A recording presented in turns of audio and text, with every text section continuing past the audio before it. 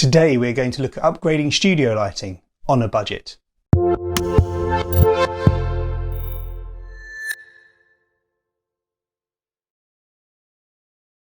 Hi all, my name's Tom Fricker. Welcome back to my YouTube channel. Now for those of you familiar with my videos, you'll be forgiven for thinking that I am obsessed with lighting. However, strong and consistent lighting is a key element to creating good looking and professional videos and photography. There is one area of my current studio setup that I really want to improve on, and that is my dedicated off-camera lighting. However, I only have a limited budget to spend in order to actually improve it. So I've set myself a £200 or around $265 limit. And whilst that might sound like quite a lot, if you actually go and look at what can be spent on studio lighting, I do think that falls within the budget category.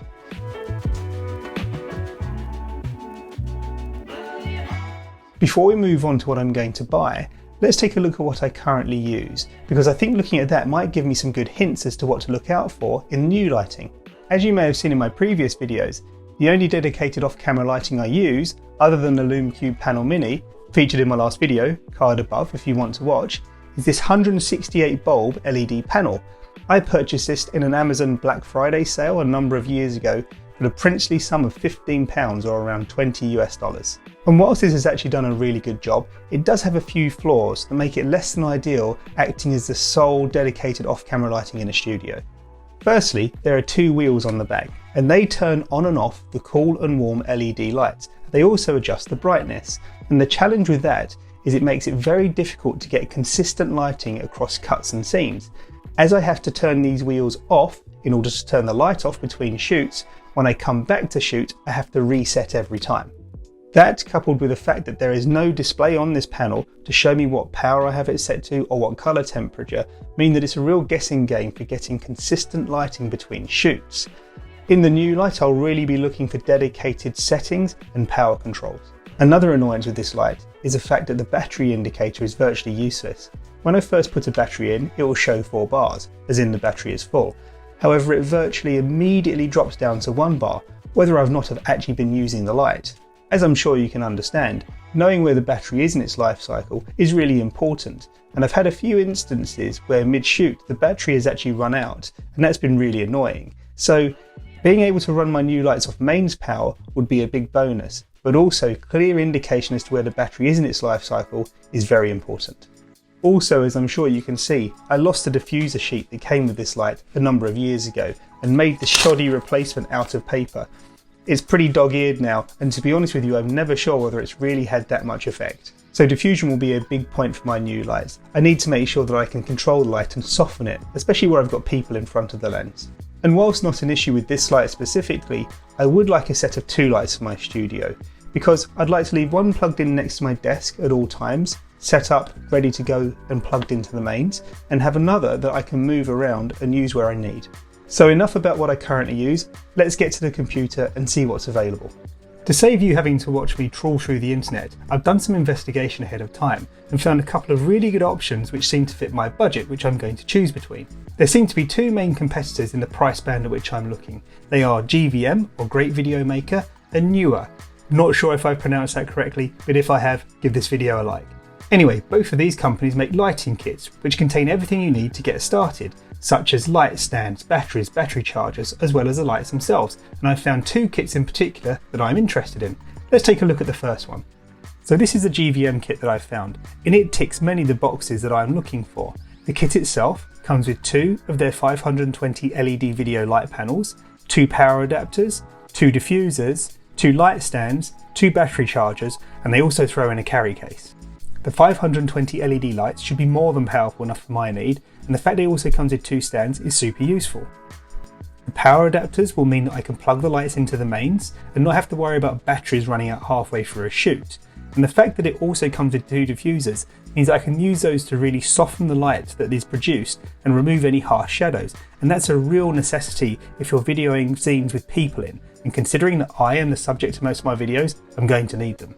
The carry case, whilst not something I'm particularly looking for, might come in useful at some point, but the one thing I do find a bit odd with this kit is the fact that they supply battery chargers, but not the batteries themselves. However, Considering that this kit comes in under budget at £169 or $220 I'm actually left with some cash spare, so should I need to buy batteries in the future, I can use that money to buy them. Anyway, let's have a look at the alternative Neewer kit that I found. So here it is. This is a Neewer kit that's caught my eye, and it's got a bit of a different configuration to the one we just looked at. This kit comes with 2 of their 480 LED panel lights, 2 stands, 4 batteries, 2 chargers, as well as 2 carry cases. The package contents doesn't actually mention any power leads. However, when I look at the questions asked by previous Amazon customers, as well as the description provided by the manufacturer, they are mentioned there. So I'm going to give this kit the benefit of the doubt and presume that it does come with them. Also, diffusers are not mentioned in the package contents. However, when I look at the pictures here, it does show them. So again, I think they will come, they've just not been mentioned. This kit is certainly a little more expensive than the GVM one, coming in at £195 or $260, so it's right at the top of my price point. I won't be left with any spare money. So now it's time to choose. The GVM kit does come with slightly more powerful lights, the 520 LED panels versus the 480 from Neewer. However, I don't see that making a massive difference, and considering that I've survived with a 168 LED panel, I think either would work perfectly. And the GVM kit is certainly less expensive, but it doesn't come with the batteries, whereas the Neewer one does. But I would be left with the cash to buy them at a later date. I need to make a decision. Which one? Which one?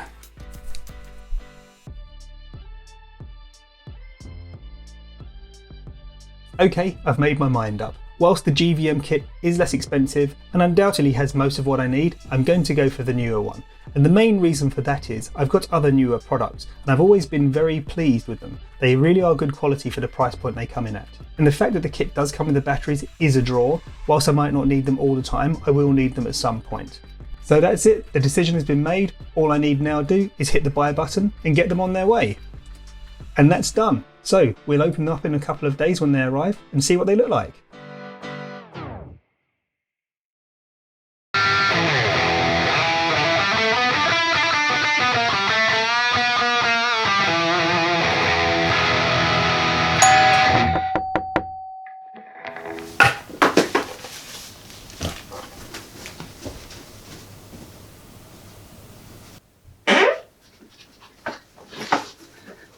The lights have arrived. Let's unbox them.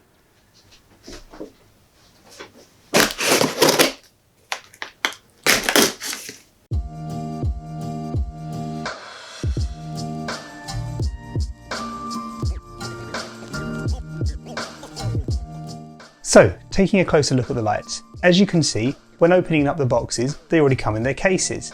Opening up the case, there are some warranty cards and some instructions. Straight away I can see that my 2 assumptions have been proven correct. There is a diffuser panel attached to each light, and lifting the lights out of the case, there is also a power supply provided. Great news!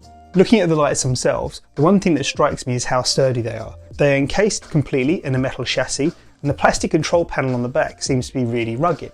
The bracket that holds the light is made completely of metal, and I'm really impressed at the build quality of these lights, especially at this price point.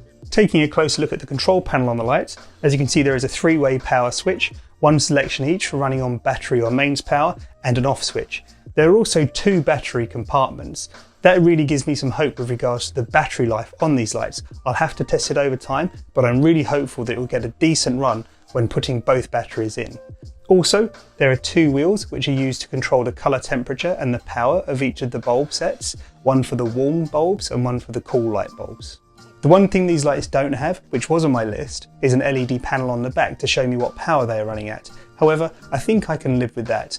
As I've mentioned numerous times, one of these lights is going to be living next to my desk permanently, so I can set it up and leave the settings as they are. And the other will be mobile, so I'll just have to be careful to make sure I take a note of what the settings are each time, so I can recreate them if I need to.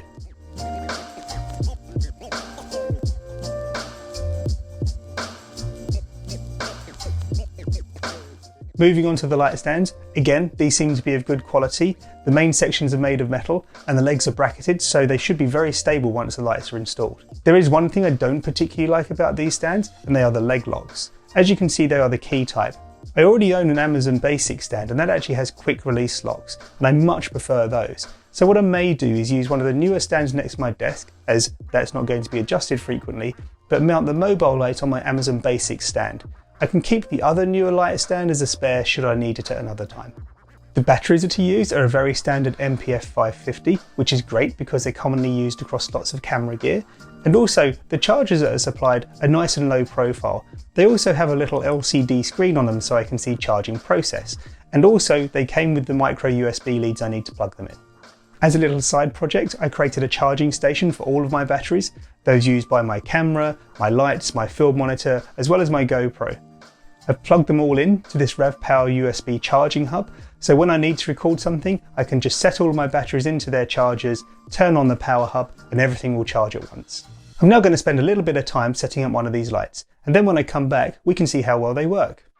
Okay, so here we are back at my desk, and I've set up one of the new lights right next to it. At the moment, we're filming on my old light, which is right next to me here, and my plan is to switch that out, turn on the new one, and see what kind of difference it makes.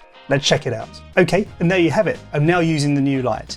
And the one thing that strikes me immediately is how much further away I can have the new light. It's so much more powerful than my old one, meaning that I don't have to have it right next to me here, shining directly in my face. I can put it back against the wall.